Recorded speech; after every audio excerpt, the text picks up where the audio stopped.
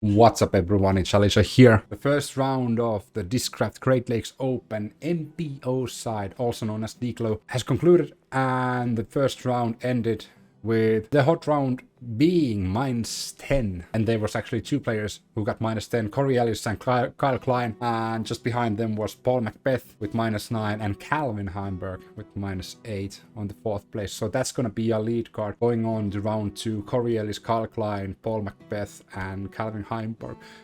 One little notice, Ellis, Kyle Klein and Paul Mcbeth all shot a bogey-free round. I think in order to win the DGLO this year, you really need to be consistent, bogey-free, and make those birdies. Easy as that. And Ellis, Kyle Klein and Paul Mcbeth just did that. So let's start with the negatives first this time.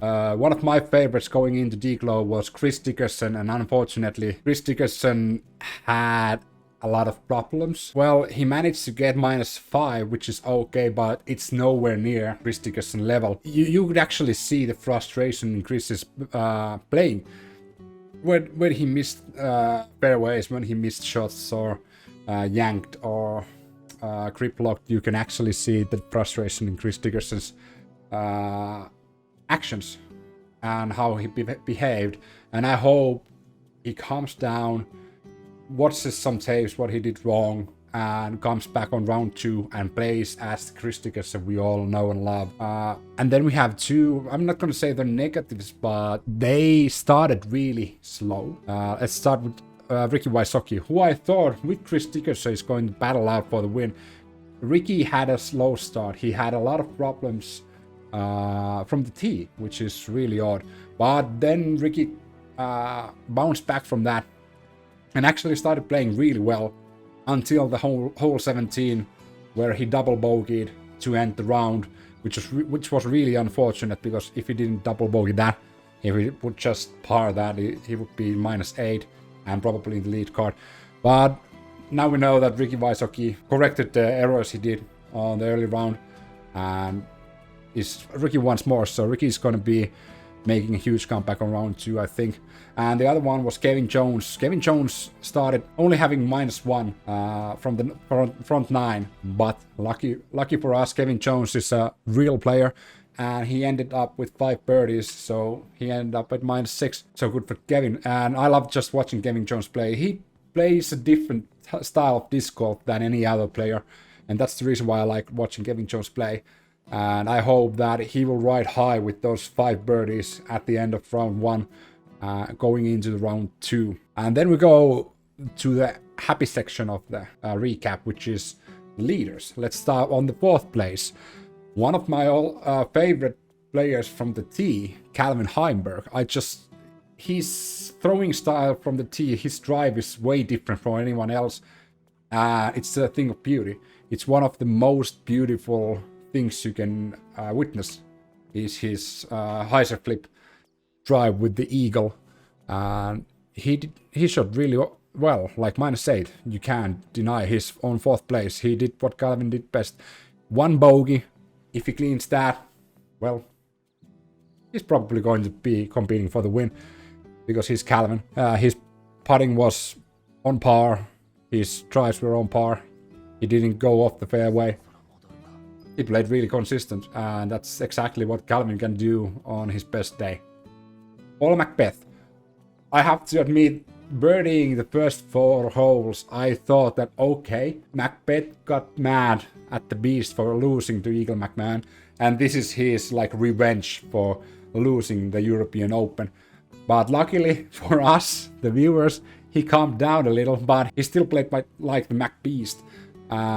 And finished with -9 on the 3rd place. He's gonna be a force to reckon with on round 2. So if I was Kyle Klein or Corey Ellis, I would be scared, because Paul Mcbeth is just breathing down your neck and coming behind you. He was consistent all around. Like his drives were on point. He stayed on the fairway, which on the DGLO course, it's really important to stay on the fairway. Then Kyle Klein.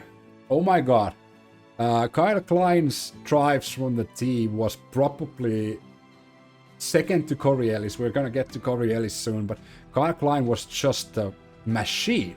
Like, the consistency he had from the tee was incredible. and the distance he got, he played fearlessly. Like, he wasn't scared about the OB, he wasn't scared about the elevations, he just full powered every single shot, and he was confident on his shots, and that shows. -10. You can only get -10 if you're really confident in what you're doing, and his putting, even though he said that his putting was a little bit off, well, -10 again. Like, you can't really argue with that. It's nice to see Kyle Klein on the leaderboard, top of the leaderboard, and I hope he does well. Corey Ellis, you don't too often see Corey Ellis on the top of the leaderboard, even though he's a really consistent player. You rarely see him on the lead card, but it's nice that Corey Ellis is now on the lead card and watching. Well, I was watching the lead card, and we got a little snippets of Corey Ellis in between, like shots and like moving from hole to hole, and Corey Ellis just brutalized DGLO. Like, he played DGLO like it was a practice course. It's like 120, 130 meter shots, dead straight, no worries about the trees, no worries about Mandos. Like, he was the best from the tee by far, and he played bogey free, and his putting was like incredible. If he keeps this up, it's really hard for Paul Mcbeth and Calvin Heimburg and Kyle Klein keep up with, because Corey Ellis is here to play. After round 1, I think Corey Ellis is the one that is on the driver's seat. Even though they're tied with Kyle Klein, I think Corey Ellis played just a little bit better. But that's just my opinion. But even though the lead is in -10 and -9 and -8, you can see here that it was really close. Like -7, -6. The 13th place is -5. So even being on the 13th place, which there are a lot of people, you can still come back. But DGLO is a 3-day tournament. You need to play the best second round ever. And if you do that, you're gonna be competing for the top 5 placements. If you slack off on round 2, it's really hard to come back on the round 3.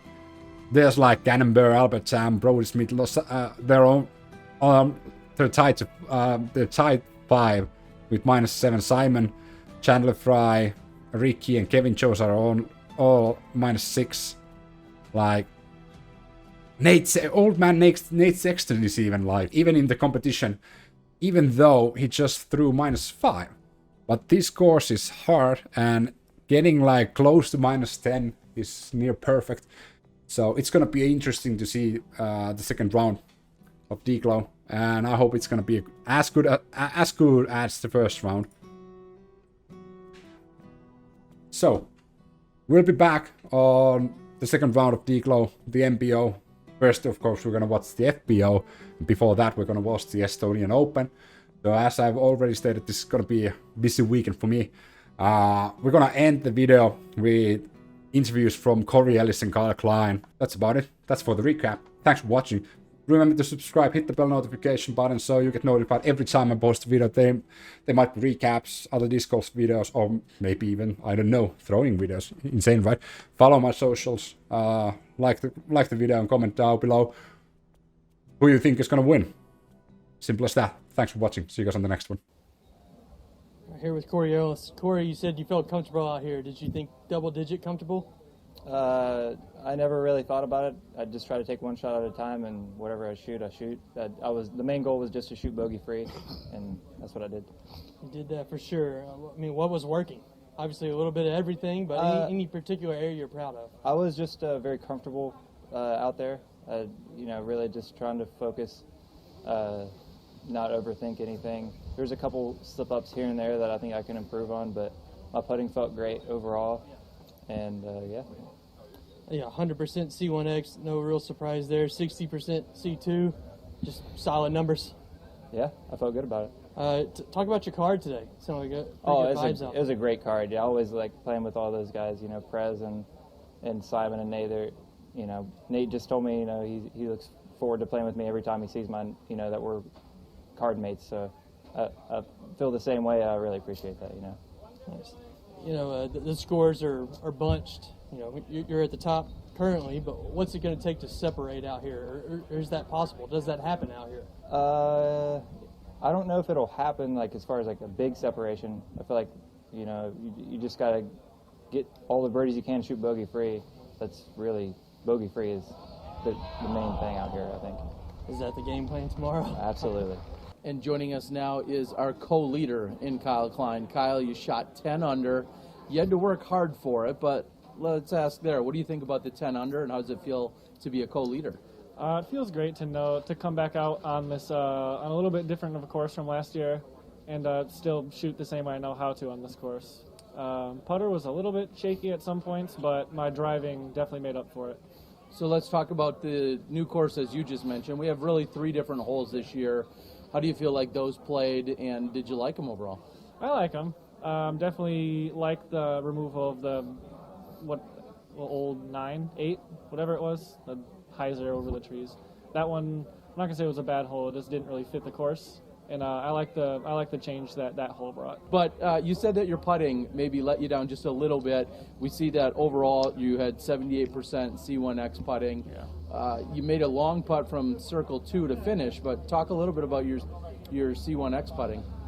Yeah, just I don't know. Last few weeks I've had just a little bit of, I'm not gonna say the yips, but just a little bit of trouble finding a consistent release in my putts.